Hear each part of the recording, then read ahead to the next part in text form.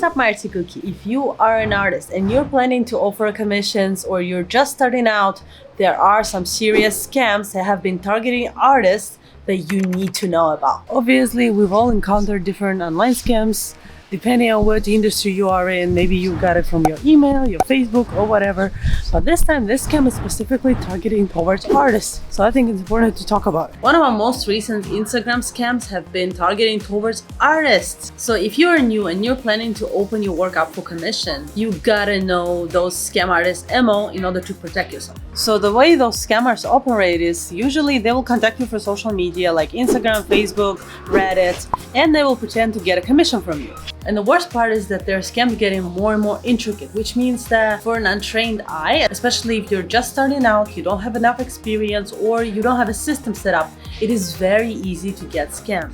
So let me tell you about their MO and how they operate so they don't scam you. So number one thing to watch out for, yes, they will contact you from Instagram, but their account might still look quite real. Maybe they're using a stolen account, maybe they really have an account that they use to mask those scams. So they're not necessarily looking like a scammer or a bot. But first of all, when they contact you, they will ask you if you're open for commission. But how can you tell if it's really a scam? Well, first thing to watch out for is they're gonna offer you a larger amount right off the bat. So they will offer you $200 up, sometimes $2,000, sometimes $5,000. They will often try to play sympathy card. They will say it's a drawing for their son's birthday it is coming up. They wanna order his pets commissions painting, or maybe it's a gift for their wife because their anniversary coming up, things like that. They will try to make it look real, play on your emotions, and make it feel like it's a gift, and that's the reason why they want to pay more. They want to pay for quality, or they'll say, oh, I want to support young artists and things like that. Those people will usually have poor English. You will notice it right away. They will insist on the amount that they're paying you, or they will even try to offer you more. So if you ask them like, oh, actually my commission is only $35, I'm happy with this price, they will still pretend like they're appreciating your work and they want to support you, blah, blah, blah. Or like, oh, I just really want a high quality work. They will say things like that to try to up your price and make it as high as possible. And so for the payments method, they will either try to send you a check. So usually they say like, oh, I want to use my son's savings account, so I'm going to send you a check. And that's how they scam people. Or they will ask for your PayPal, which will seem like a safer option, but also they're gonna ask for some of your information. They're gonna ask for your name or where are you located, which should be a red flag as well. Once they ask for your PayPal, what they're going to do is they're gonna send you a fake email. And the reason they ask for your name is because by using this email, they will use your real name, so it will look like a real PayPal sent it. And they even have one of those friendly email names on the PayPal account, so you gotta watch out for that. It will say something like PayPal support, but then if you open it, it's gonna have like 01 or something. Generally, do not open any links that you get from commissions. Like if a person wanna get a commission from you, do not open any links they send you as well. Sometimes when artists work in the traditional media, those scammers are even trying to scam them out of their artworks. And there's a whole different thing, but basically a lot of times you would be contacted and the scammer would say like, oh, I'm actually currently on the ship, like somewhere in the ocean, but can you send it to this address, things like that. They will try to not only get your valuable artwork, but also get money out of you. With a PayPal thing, they even almost got me one time. I've actually got contacted by a guy who looked legit, and his account looked legit, like he's been posting for a while, and like it looked like a real account. And his English was relatively okay. His whole story kind of added up.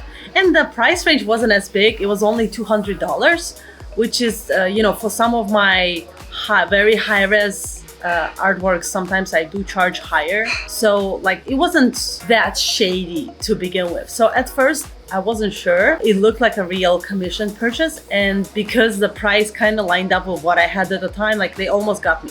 So what they did is they ordered the artwork. The worst part is that I actually spent a bunch of time working on the 3 artworks they ordered from me, and that was a total waste of time. But I repurchased it anyway, so it's okay now. The most important thing is that they didn't scam me out of money. So they asked for my PayPal address. I sent them the PayPal link.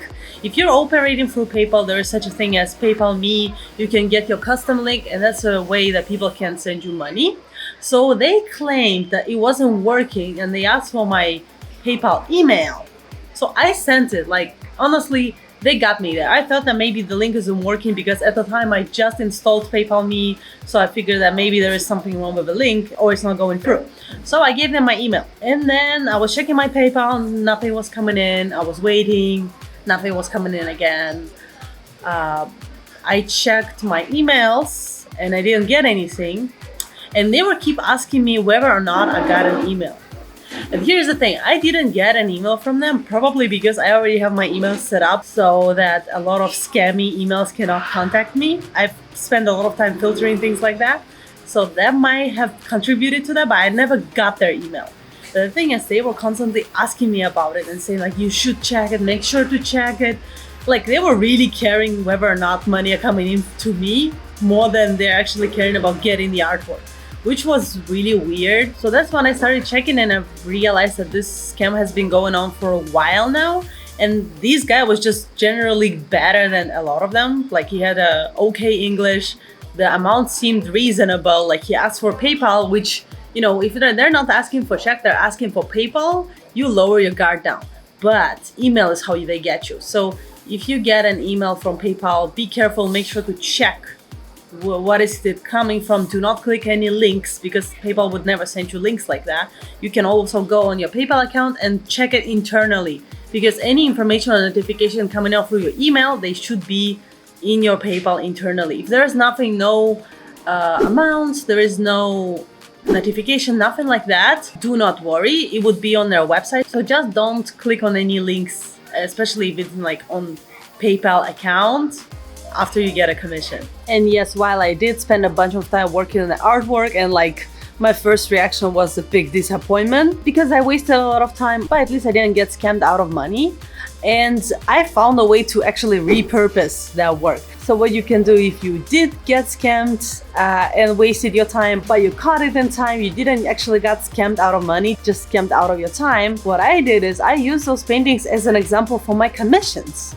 So now on my shop, if people want to order a commission and they kind of want to know what it's going to look like, I use this as an example. Now look, you guys, for us as artists, commissions are important. We've got a skill and we got to use it to make living. And we can't just let some a-holes scare us out of it just because they're trying to scam us. And because some of those scammers are getting quite good, it is difficult to tell which commissions orders are real, which are scams. So let's put a system in place and safety precautions that you can use to safely operate with commissions, even if they're coming from Instagram or social media. So here's how you set up clear system. Number one, you need to have set pricing. Whatever it might look like for you, depending on how many hours you spend on your work, depending on what your work looks like, depending on your competition and all of those things combined together, you gotta set your pricing for specific things that you would do for your commissions. Second thing is you need to be clear about the kind of commissions you're offering. What do you do? What do you not do? For example, if you are an artist that is drawing mainly girls and this is what you're known for, why would you be doing a landscape? Right? So you need to be setting those rules, you need to be setting that system so that when people are ordering commissions, they know what you're willing to do, what you're not willing to do. So if you're doing pictures of girls, that's the thing that you're doing. You're not doing landscape, you're not doing, or maybe you are doing not safe for work stuff. It is up to you. You know, it is your house, your rules, and you gotta set those rules up front.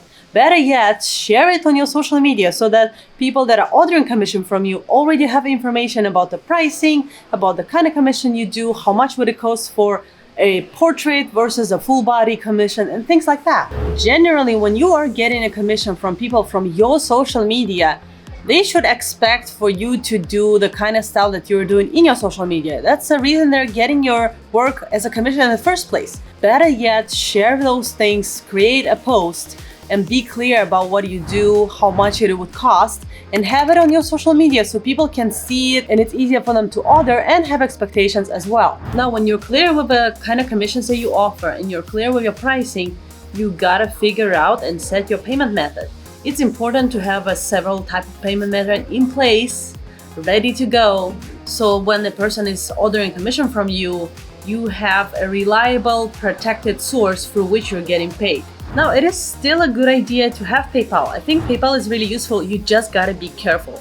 Be careful mainly with emails that you're getting from PayPal, which is a lot of times can be a scam. But the PayPal itself as a platform is good and safe, and you can use what is called PayPal Me, which is a link that you can send directly to a person. So PayPal is still good. But if you don't trust it, if you don't like PayPal for some reason, there are other options. Another alternative would be using Ko-Fi. On Ko-Fi, you can set donations, you can set payments, you can even set commissions and monthly recurring payments. So you can use Ko-Fi for many things as well. And it's actually set for artists. You will have your custom page. So PayPal is actually good too. You should check it out. I think for us as artists, it is good to have PayPal, especially if you don't have things like Patreon in place. It's a very valuable tool. But if you want to be even more careful and you want to have some kind of platform that is protecting you even more from those scams, you can set up your Etsy shop and set your commissions as digital listings. So this way, yes, you will have to pay a certain percentage to Etsy, so that's a downside of it. But on the other hand, you will have Etsy's protection. So if something was to go wrong or there is a problem with a client, they will help you deal with that. Plus, Etsy has multiple advantages, like you can have a print on demand set up as well, so that if somebody likes your commission and they want it printed, you can offer it as well. So that's a good source. And again, extra protection. And the last option would be using Fiverr or Upwork. You can have your profile there, you can have your gig or your hourly rate set up on those platforms. And when somebody's trying to order a commission from you, you can just send them a link and they can purchase it through there. But then again, with Etsy or Fiverr or Upwork, you would have to pay a certain percentage. And usually Fiverr and Upwork, they take even bigger percentage, as I know. So I would say, it depends how high you want to set your pricings. I don't use Fiverr or Upwork for that now. I do have an Etsy shop, but it's a little bit different. The reason I use it is so that I can also send my prints. So I would say Ko-Fi and PayPal are still good. If you want extra protection, Etsy can be good as well. And if you're really paranoid or you don't like Etsy for some reason, you can use Fiverr or Upwork. That works as well. But it's just that the difference is you're gonna have to pay a little bigger percentage. But on the plus side, you will have extra protection from those platforms. So you can choose any one of those options. They're all good and safe. Just be cautious, be careful, and stay alert when you're dealing with those things. If you want to be better known as an artist, if you want to get more commissions, it is a good idea to have a social media presence. And I have a video of 5 things you should avoid, absolutely avoid, and never do as an artist when you post on your art Instagram. Check it out in this video over here. And I'll see you guys next time.